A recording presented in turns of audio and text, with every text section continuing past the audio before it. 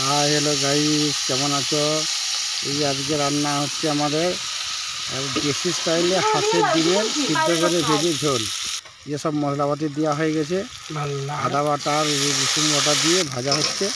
হালকা করে টমেটো দেওয়া হয়ে গেলো, এবারে টমেটোটা হালকা করে ভেজে নেওয়া হবে, লাল লাল দেওয়া যাবে। এবারে আলু দেওয়া হচ্ছে, আলুটাকে দিয়ে এই যে ডিম সিদ্ধ করে ভাজা ভাজা আছে কেটে, এবার সবজি লঙ্কা হলুদ জিরা সেখান থেকে নিয়ে এসেছি।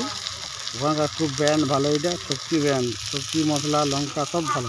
যে অল্প করে নুন দেওয়া হচ্ছে, তার সাথে কাশ্মীরি মির্চি পাউডার দিয়ে একটু গট করে নেবো।